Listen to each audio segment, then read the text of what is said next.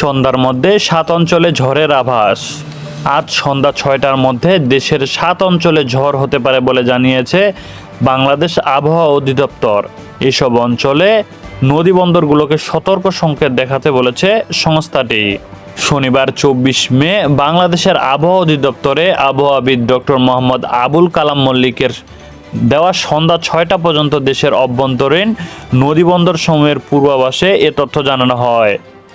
আবহাওয়া অফিস জানায়, আজ সন্ধ্যা 6টার মধ্যে যশোর, খুলনা, বরিশাল, পটুয়াখালী, নোয়াখালী, কুমিল্লা এবং চট্টগ্রাম অঞ্চল সমূহের উপর দিয়ে পশ্চিম উত্তর পশ্চিম দিক থেকে ঘন্টায় 45 থেকে 60 কিলোমিটার বেগে বৃষ্টি, বজ্রবৃষ্টি সহ অস্থায়ীভাবে দমকা ঝড়ো হওয়া বেড়ে যেতে পারে।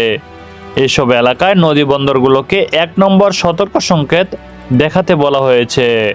আবহাওয়া অফিস জানায়, আগামীকাল সকাল 9টার মধ্যে ময়মনসিংহ, ঢাকা, খুলনা, বরিশাল, চট্টগ্রাম ও সিলেট বিভাগের কিছু কিছু জায়গায় এবং রংপুর, রাজশাহী বিভাগের 1-2 জায়গায় অস্থায়ীভাবে দমকা হাওয়া সহ বিদ্যুৎ চমকানো বৃষ্টি, বজ্র সহ বৃষ্টি হতে পারে।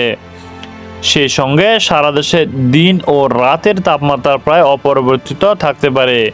এছাড়া 27 মে পশ্চিম, মধ্য এবং তৎসংলগ্ন উত্তর বঙ্গোপসাগর এলাকায় একটি লঘুচাপ সৃষ্টি হতে পারে।